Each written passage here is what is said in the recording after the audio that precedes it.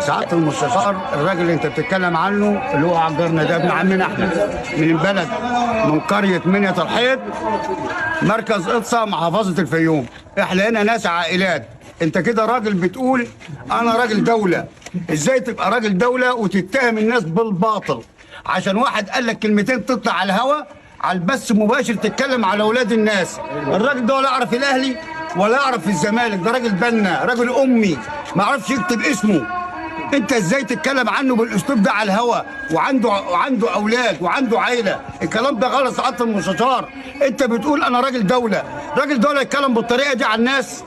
ده انت ما بتقبلش في اولادك كلمه، ازاي تقبل على اولاد الناس الكلام؟ عيب الكلام يا سعاده المستشار. اتفضل يا حاج. الكلام اللي انت بتقوله ده يا سياده المستشار غلط، لان الراجل ده امام مسجد وكلها توثق فيه وبنصلي وراه. حتى هنقوم نصلي الفجر دلوقتي وهو بيصلي الامام بتاعنا. فكده غلط ان انت تقول عليه ساحر. هو مش ساحر، ولو كان هيسحر كان سحر لنفسه اتغنى يا سيدي. بتقول حاجه يا حاج؟ اتفضل يا حاج رجب، قول اي حاجه. قول يا حاج رجب. بسم الله الرحمن الرحيم. انا رجب محمد شحاته. سياده المستشار متهمني بالباطل ان انا بسحر. انا راجل امي وراجل لا بعرف لا اسحر ولا بعرف اعمل اي حاجه، وقسما بالله العظيم مره تانيه ان انا ما بعرف اعمل الحاجه ديت. واللي بيعمل الحاجه دي اصلا بيبقى راجل مشرك بالله. والاشراك بالله ده اشراك، يعني ربنا سبحانه وتعالى بيبقى نازع من قلبه الرحمه في الدنيا وفي الاخره. وانا راجل بنا، وانا راجل شغال بنا، عامل بايدي، عامل يعني شغال بنا، شغال ارزاقي.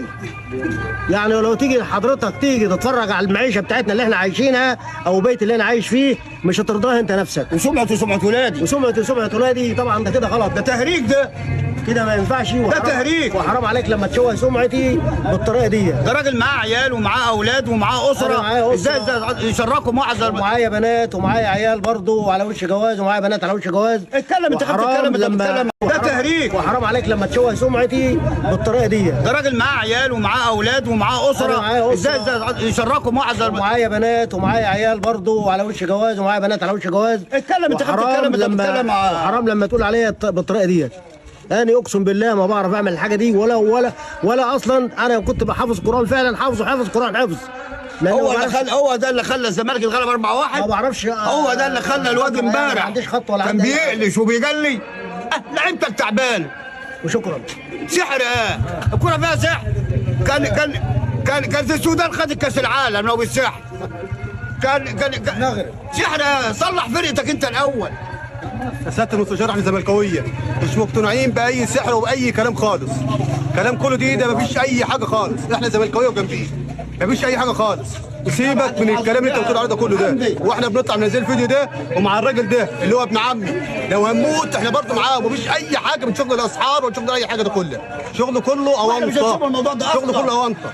والفيديو ده منزلينه ولو هنموت كلنا برضه مفيش اي حاجه خالص من موضوع السحر.